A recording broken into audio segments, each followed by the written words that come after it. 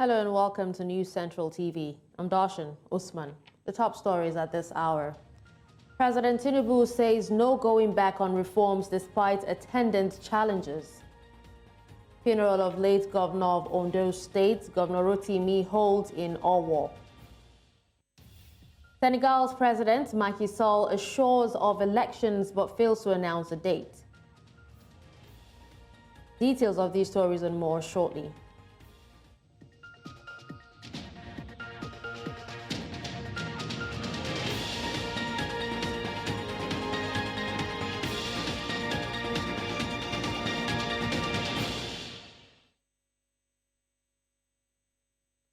The news begins in West Africa, where the funeral ceremony of the late governor of Oyo State in southwest Nigeria, Oluwarotimi Akeredolu, has continued with a church service holding in his hometown in Owo. After the funeral service holding at St. Andrew's Church in Mola Street, Owo, the late Akeredolu will be laid to rest at the burial site. On Saturday, February 24, 2024, there will be a friendly football match at Akure Township Stadium at 3 p.m. in his memory. Nigeria's President Bola Tinubu has defended his administration's reforms, saying there is no going back. Tinubu on his inauguration declared an end to the fuel subsidy regime and later floated the naira alongside a slew of reforms. The moves have triggered a hike in the cost of living in Nigeria as the country's currency lost its value. And despite the criticisms and protests that have greeted reforms by the Tinubu's government, the president said he is not backing down. Tinubu has reportedly or repeatedly called for patience to allow his reforms to take effect, saying they will help attract foreign investment, but the measures have hit Nigerians hard. Tinubu reaffirmed his commitment to creating an enabling environment for businesses to thrive. Still in Nigeria, President Bola Tinubu has tasked permanent secretaries to redouble their efforts in ensuring that citizens reap the dividends of democracy and benefit from government's renewed hope agenda. This was as he met with permanent secretaries led by the head of civil service of the Federation at the State House in Abuja. It gave us an opportunity to have a chat with Mr. President.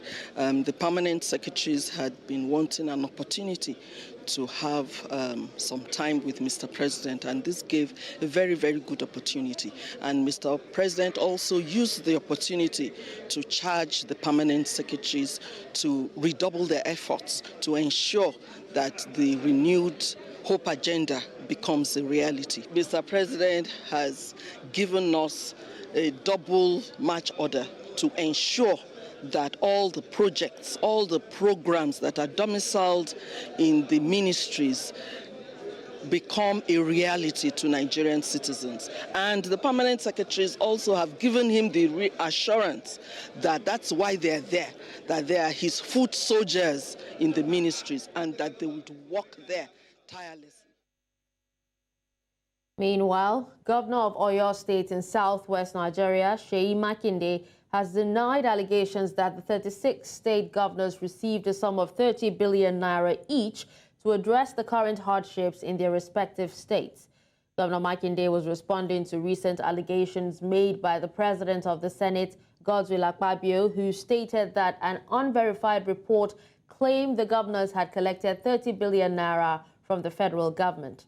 The governor, who reacted to this during the commissioning of Iseyin Central Mosque, questioned why Senator Akpabio would make such a statement, knowing well that it was an unverified information.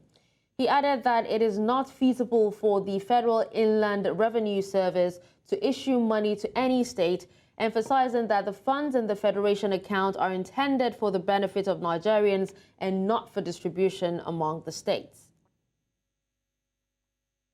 The National Economic Council has deliberated on measures expected to reduce the price of foodstuff around the country, ensure state policing in federating states, and reviewed efforts being put in place to mitigate the effects of flooding in the country. The meeting, which was held virtually with Vice President Kashim Shettima, saw the Ministers of Agriculture, Police Affairs, and several others present, present key memos for deliberation. Also, the governor of Kogi State, Usman Ododo, was mandated to take over responsibilities of his predecessor, Yahaya Bello, in championing efforts aimed at mitigating the expected effects of flooding in the country. We have stated out those immediate issues affecting food security in the country, the immediate programs, the short-term programs, out of which we have mentioned the issue of the distribution of 42,000 metric tons of coated grains, which progress. We have started bagging, and we mentioned the issue of the review of the fertilizer prices. Met with Indorama, the major producer of urea, and we're meeting with Dangote Fertilizer. We met with Indorama and Motori a couple of days ago, and we're trying to reach up a finality on the issue of the price of urea, which is a major input fertilizer NPK, also as the second application. The recent spate of kidnappings, banditry activities, and terrorism and communal clashes have a dark shadow over our country, causing fear, pain, and uncertainty among our people. So the centralized police system is it is over 40 years now. It appears like a failure to the system. It is a more comprehensive security framework that aligns with the United States format of crime prevention. However, a robust oversight mechanism will be put in place to ensure. In view of the food security situation in the country, the Council discussed the preparedness of the country on flood this year. On this basis, the chairman of the Council mandated the governor of Kogi, His Excellency Usman Ododo, to take over the leadership of this committee that was chaired by his predecessor. Now, going back to talk about the economic woes and President Tinubu saying that there will be no going back on his reforms. We have joining us to discuss further on this, Najib Bello. He's a business consultant, multipreneur, to discuss this. Hello, Najib. Thank you so much for joining me this afternoon. Good afternoon. Thanks for having me. All right, Najib, what is your assessment of the effectiveness of President Tinubu's economic reforms in Nigeria, despite, current challenges, particularly considering the impact on the cost of living and currency devaluation? It's simply a total calamity. It's a complete failure. I would refer to them as deforms. There's nothing reforming about his economic policies. If really these are policies, by the way, these are just random thoughts that he throws out once in a while, not economic policies. I can't see anything that shows strategy or shows any form of diligence in what they are implementing regarding the economy. From the very first moment he was sworn in as president, he made the very terrible mistake of removing fuel subsidy, which is supposed to be removed eventually. But as a president, you get into office, you take a couple of weeks, study the situation, know that the refineries are not working, know that 40% of our forex use every day is for importation of petroleum products. When you know this, then you can easily formulate a policy on when to remove fuel subsidy, how to remove it, and the way it would gradually be implemented to make sure we don't get into the disaster that we are in today. So it's terrible. Everything is wrong. You can feel it. It's not something I need to come on TV to tell Nigerians that the so-called policies that Tinubu is implementing are dangerous and disastrous to everybody in Nigeria. All right, Najib. Now, despite the policies being terrible, the president is actually saying that there's no backing down, and we should be patient that these policies or these reforms would actually work. So should the masses continue to suffer, or do you even think that with time, if we're patient enough, the policies would actually take effect in time? Like I said, these are not policies. These are just random musings of the man, and he just gives them out the way he gave out removed fuel subsidy before even stepping into the office as president. So the thing is, he doesn't listen.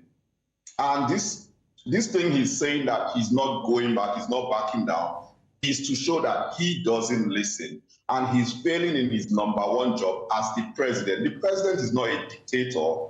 The president is presiding over Nigeria. That is why he is called the president. He is not the overlord. He's not the king of Nigeria. So when people tell him that his policies are not working, he should listen and know how to address them, know how to re-engineer them.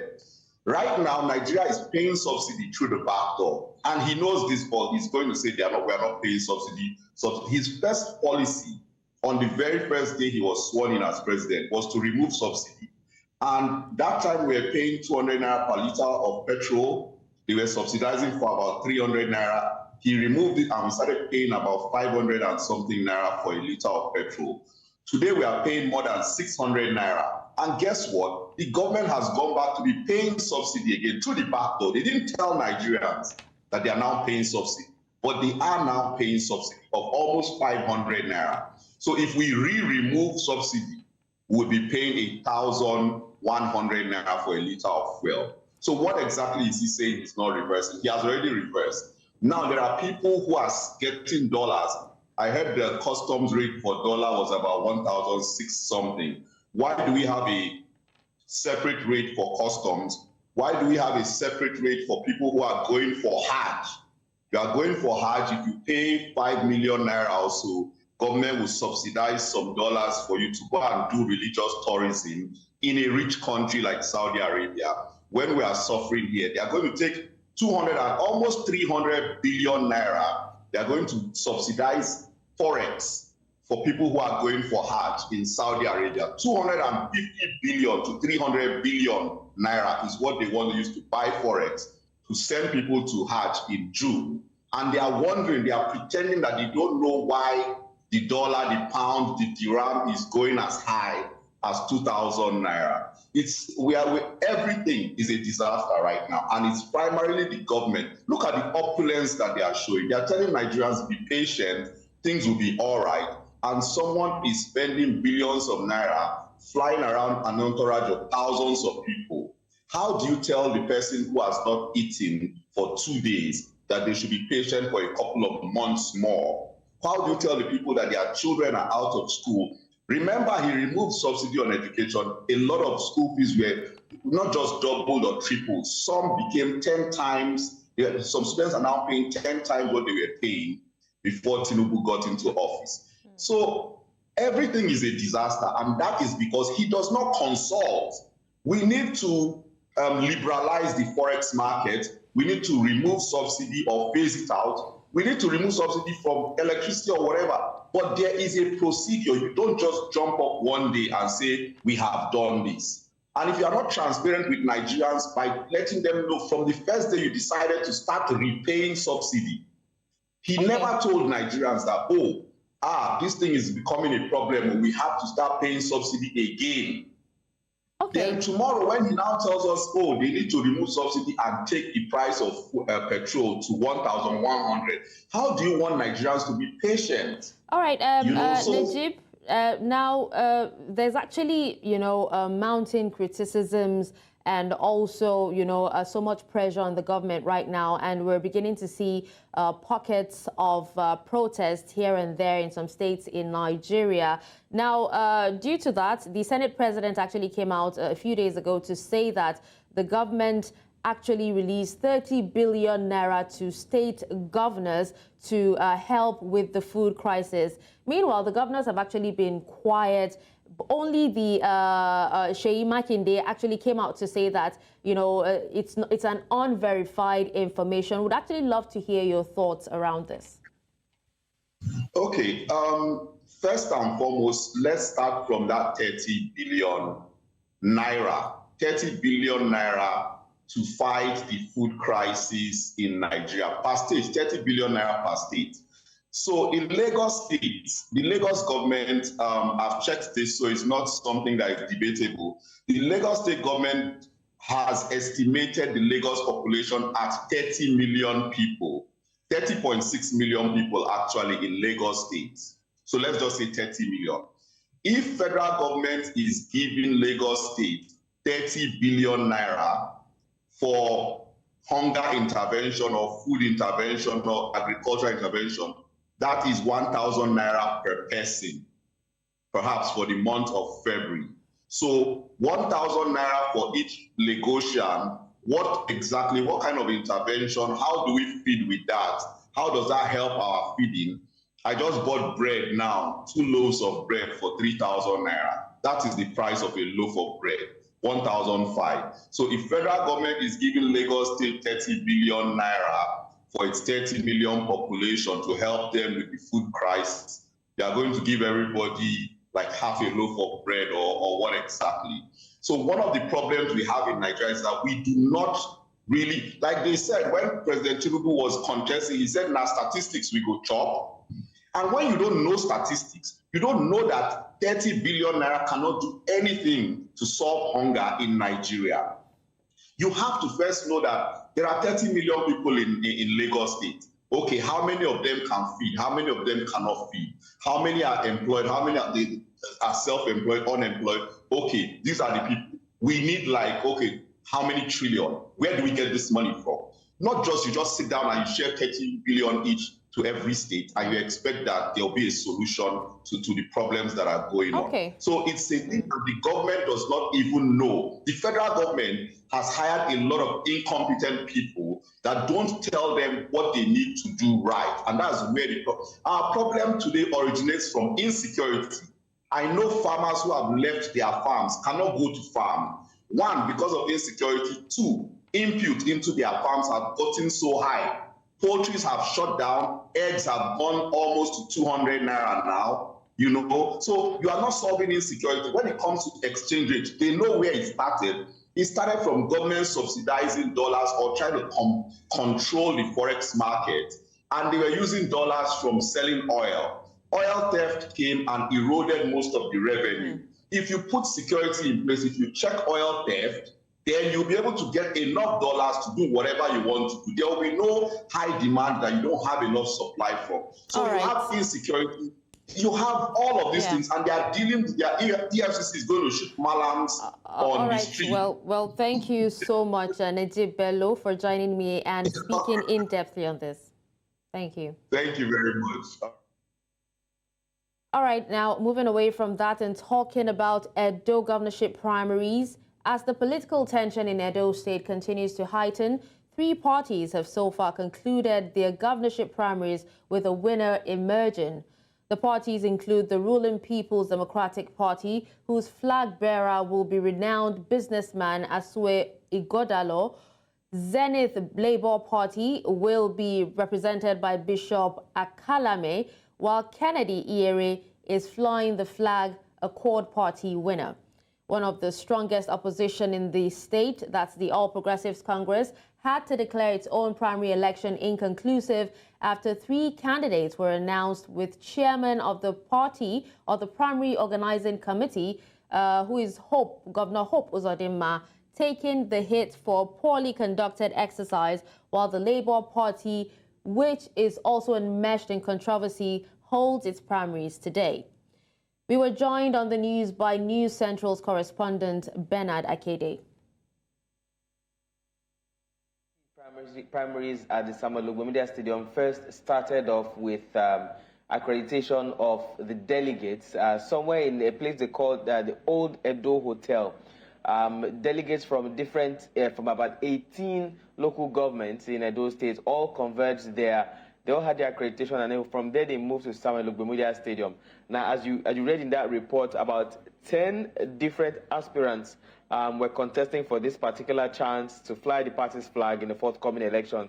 Of the 10, 2 were women. Just as the election was about to start, 2 of the aspirants pulled out, and then the third one, a woman, gave her own mandate to Ighodalo, leaving them down to 7. Now, of that 7, eventually the election was conducted, and well, as I said in the last report I gave, if the term landslide victory was to be given a definition, I think the result of this election would have been the definition of landslide, because Ighodalo won by 577 votes. The only person after him who got a vote was the deputy governor, that's Philip Shaibu, who got just 1 vote. And then every other person who contested got 0 votes. I mean, it was almost as if it was a unanimous decision. News Central now resumes after the break.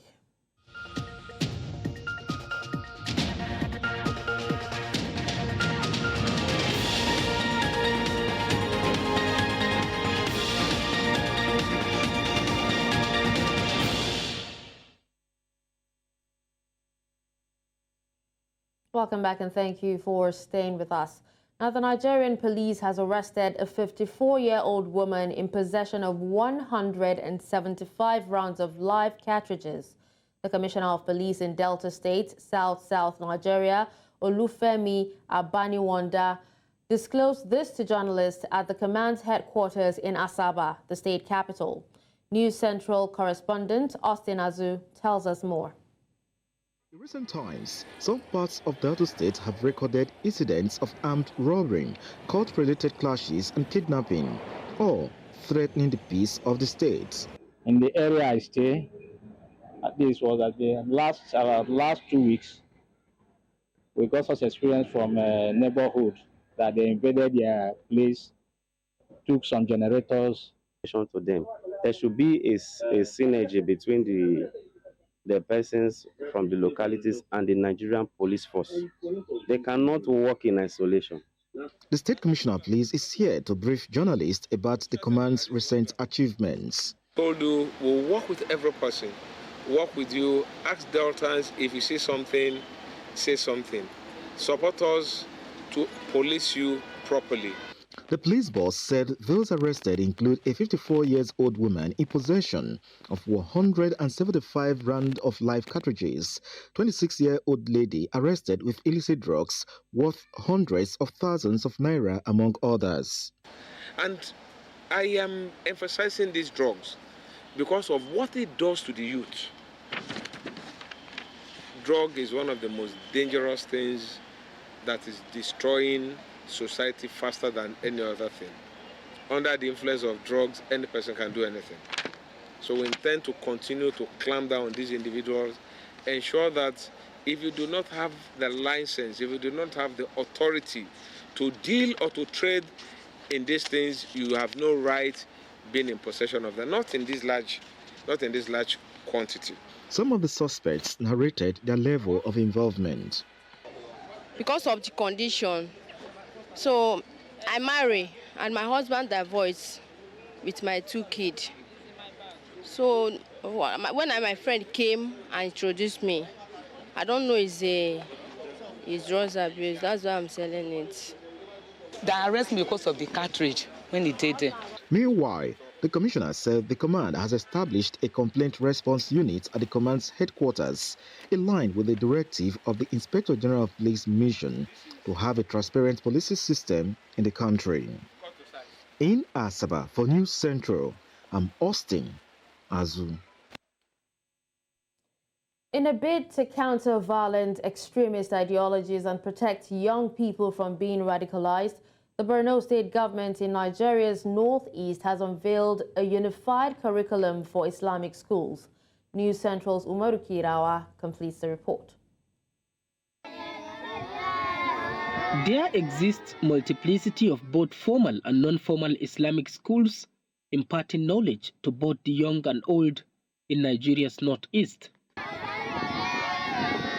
While this has been an age-long tradition of the people, to seek religious knowledge, the government of Borno State deemed it necessary to come up with a unified curriculum to improve the system. Our Islamic schools are operating without a unified curriculum for the last 3-4 decades. And that is a matter of great concern to all of us. We are very much aware of what has been happening in Borau State. The so-called Boko Haram insurgency was started as a result of improper preaching. The government of Borau State will do everything possible to ensure that teaching and preaching by scholars is in compliance with the contents of our holy book. The government has since established an Arabic and Sangaya Education Board in 2021 with the goal of restructuring and elevating Arabic and Islamic education across all 27 local governments in Borno State. So far, so good. We have supported them with about 1 billion naira. And I'm so happy to note that based on your own presentation, you did say that the curriculum is in alignment with the mission and mandate of National Board for Arabic and Islamic Studies and Buharis. That means at the end of the studies, the children will be certificated and they can be admitted in higher institutions of learning in the country. The presented curriculum is based on the teachings of the Imam Malik School of Thought and covers subjects such as Arabic, Quran, Fiqh, Hadith, Sirah and Tawheed. While the government moves to implement the unified curriculum in the state, the hope now is for the aim of the initiative, which is to enhance inclusiveness, togetherness and sustainable development be achieved. In Maiduguri for News Central, Umaru Kirawa. Thank you, Umaru, for that report. Now, the Benue State government, located in Nigeria's north-central region, has given a 2-week ultimatum to herders to vacate the state. This was after a State Security Council meeting where the state government warned that its ban on open grazing subsists, setting up a 7-man committee to enforce the ban. The state government passed the open grazing prohibition and ranchers law in 2017 following repeated attacks on farmers and farming communities by armed herders. Invaders are to immediately leave the state. Thus, those operating open grazing within the state are given 2 weeks ultimatum that those who invite the armed herders, invaders to immediately desist from that act. Council is urging the general public to remain calm and security conscious as the state government is making every conceivable effort to ensure adequate security of lives and property in the state. Stakeholders in Nigeria have called for an end to barriers and limit opportunities for women, thus stalling their abilities to contribute to the development of the nation. Now, this was during a press conference in Abuja where they unveiled a community-based campaign that will encourage women to rise above cultural and religious limitations. Our correspondent, Marvelous Obomanu, reports.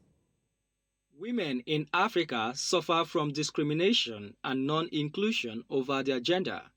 Experts say many women face a Herculean task proving their worth and showcasing their abilities, as many societies in Africa are patriarchal. If we find people in our community around us, whether they are women or not, and they can do something, let's throw our weight behind them. So gender equality is us believing and standing that women should have access to certain opportunities. As a woman or a girl with disability, the discrimination faced by us, like the attitudinal barrier, the way we are treated as though we are a second-class citizen, kind of, is another challenge.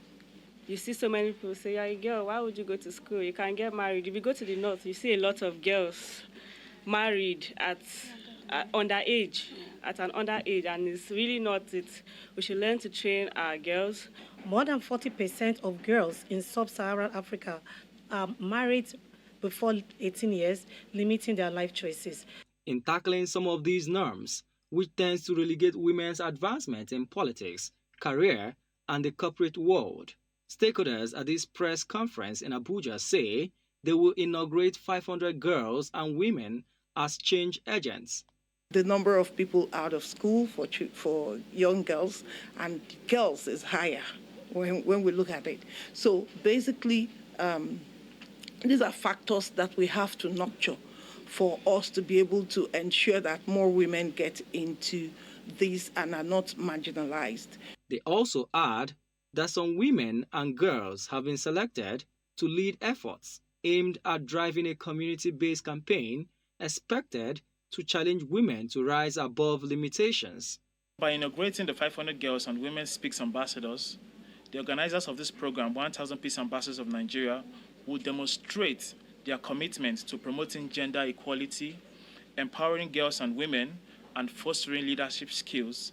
More than 40% of girls in sub-Saharan Africa are married before the age of 18. Experts say this limits their life choices and stalls their development and contribution to the society. In Abuja for News Central, Marvelous Obonman. You're watching News Central now. Coming up after the break, Guinea trade unions announced indefinite strike starting Monday. We'll bring you details of this and more after the break.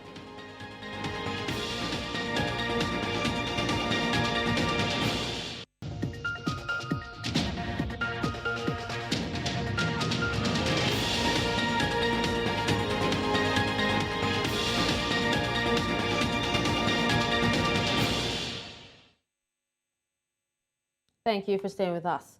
Now, President Bola Tinubu has reaffirmed his commitment as the chairman of the Authority of ECOWAS Heads of State and Government to advancing judicial reforms with determined support.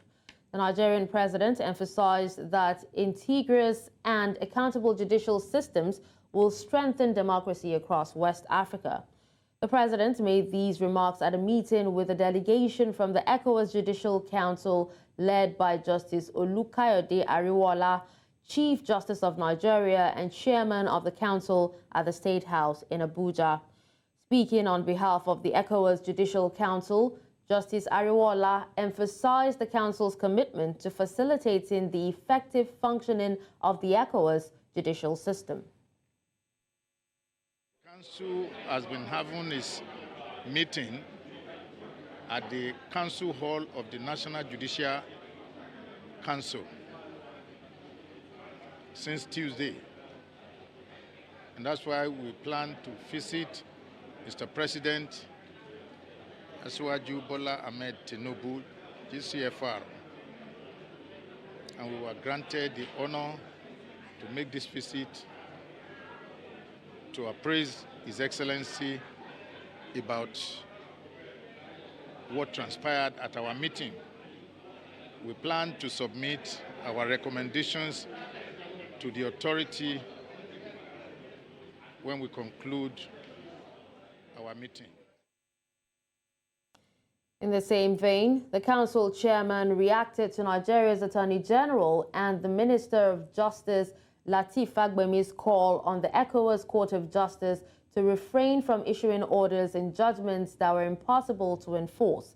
The council said it is combing its extant laws and reviewing the level of implementation of its past rulings by member states. Of the Federal Republic of Nigeria, Prince Lateef Fagbemi, SAN, gave that as part of his speech at the opening session on Tuesday. And that is part of my remarks to Mr. President also this morning, that the issue on the enforcement of the judgments of the community court is going to be looked into. We've set up two committees, one to look into the rules and the other to look into the position or the status of the enforcement of judgments of the community court. And as I told Mr. President, by the time the council concludes its meeting, the recommendations will show that we have worked so hard to support the Commission. Senegal's President Macky Sall said his mandate would end as planned on April 2nd, but left open the new date for a presidential election, which he postponed earlier this month. Sall has faced a clamor to set a date for the vote after his abrupt delay to the February 25th election triggered weeks of crisis. In an apparent move to pacify public opinion, Sall also said he would consider releasing imprisoned opposition figures Usman Sonko and Basiru Diomaye Faye. He said he would hold discussions on Monday and Tuesday with presidential candidates and other political and social actors.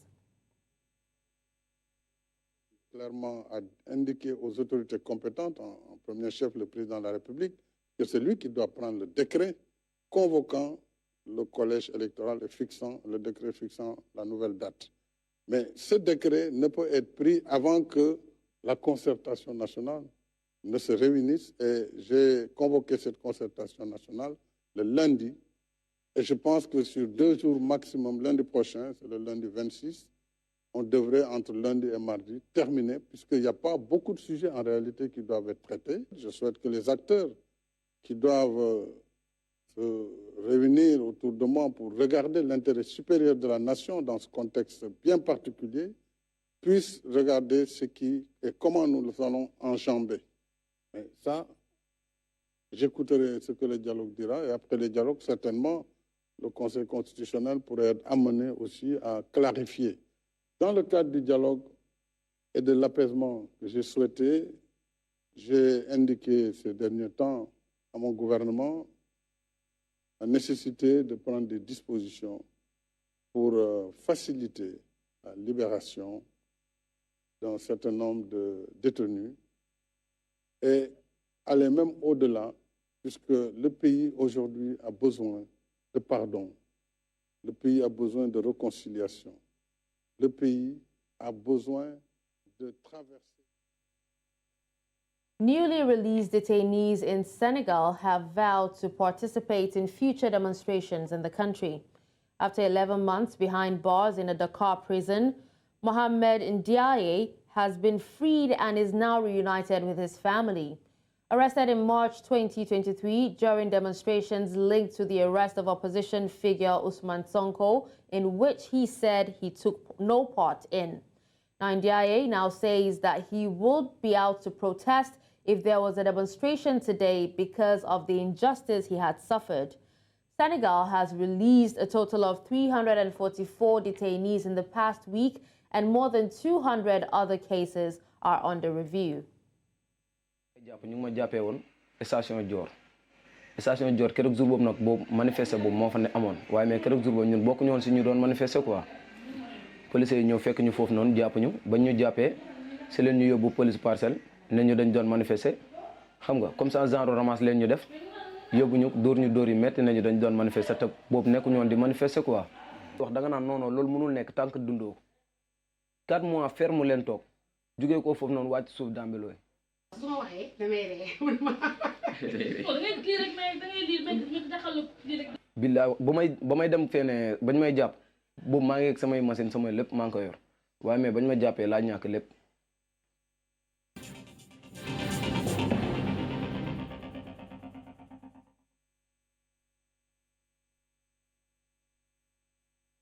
News reaching us at the moment says that Senator Monday Okpebolo has been declared winner of the All Progressives Congress governorship primaries in Edo State.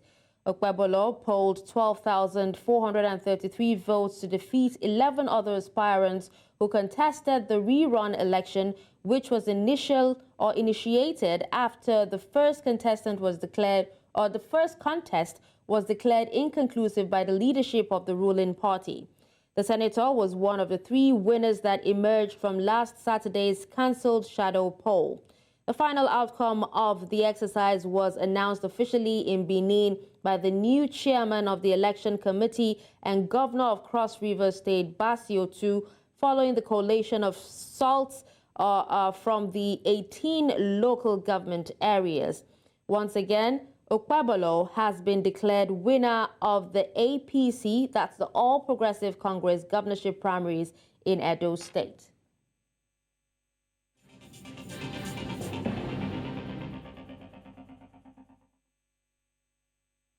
Away from that story, Cote d'Ivoire President Alassane Ouattara has pardoned 51 civilians and military prisoners, including a general linked to post-electoral violence. President Ouattara told the National Security Council of his decision for the men sentenced for the offenses committed during post-electoral crisis and against state security. Among those pardoned was a supporter of ex-President Laurent Gbagbo, General Bruno Dobo-Blair, who was jailed for 18 years for the 2011 kidnapping, torture and murder of 2 Frenchmen, a Malaysian and a Benin Republic national. The pardon was sent to be a part of the president's commitment to work resolutely to consolidate peace.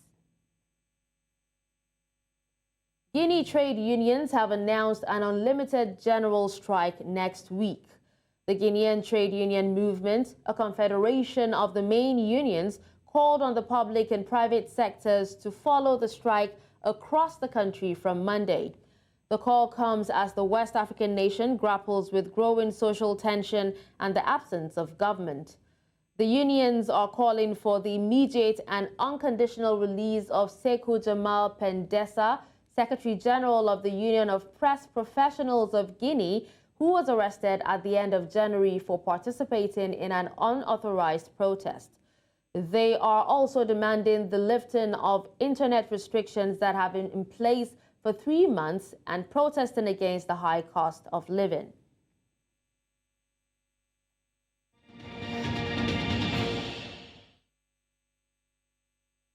Now, in other stories from around the world, voters in the Arab American majority city of Dearborn in the U.S. swing state of Michigan have vowed to defeat U.S. President Joe Biden in the upcoming Democratic primary election over his continued support of Israel's war against Palestinian militant group Hamas and the conflict soaring civilian death toll.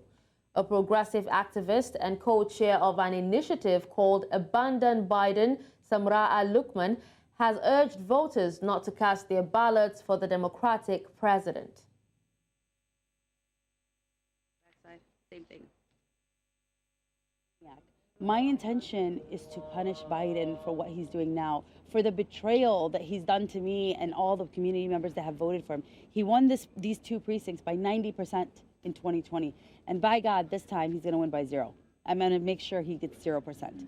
So the only way I would vote for Biden is if he resurrected all 30,000 people that were dead. We are not going to be voting for Biden. It's an abandon Biden campaign that is not just to abandon him, but to oust him from office. احنا عادة في الحزب الديمقراطي لنا من 50 سنة مثلا أنا اشتغلت في فرد ومع نقابة العمال ونحن كأعضاء داخل الحزب لكن نحن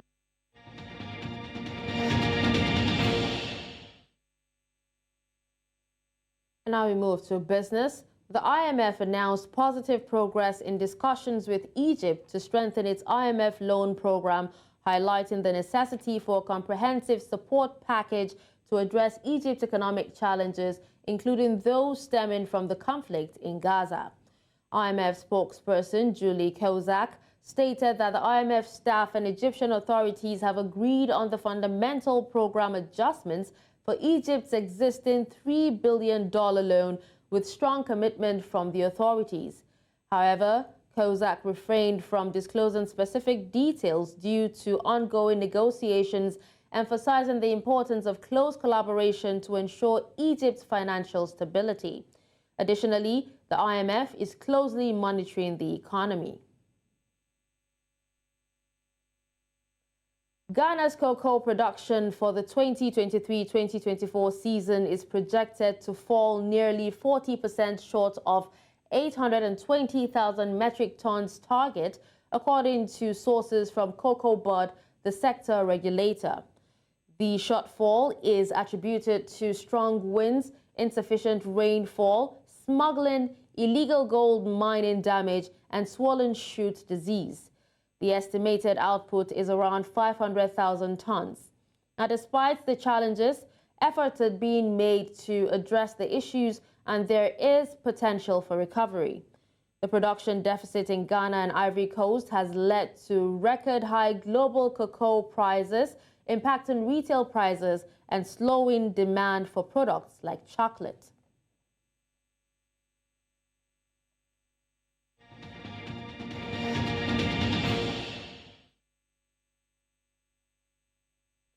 And now in sports, the Nigerian national women's football team are preparing to face old rivals, the indomitable Lionesses of Cameroon, in a two-legged qualifier for the Paris 2024 Olympic Games holding this summer. The nine-time African champions have not featured at the Olympic Games since 2008 in Beijing. The Falcons are already in Douala ahead of the first leg, which will take place at the Stade de la Réunification on Friday evening, with Ugandan officials officiating. Coach Randy Waldrum has selected a strong squad of 21 players, and speaking at the pre-match press conference alongside team captain Chiamaka Nnadozie, Waldrum said he was confident his team would progress. The goal, obviously, is to qualify for the Olympics. We can't look ahead of ourselves as to the success in the Olympics until we get there. So qualification is going to be the primary goal.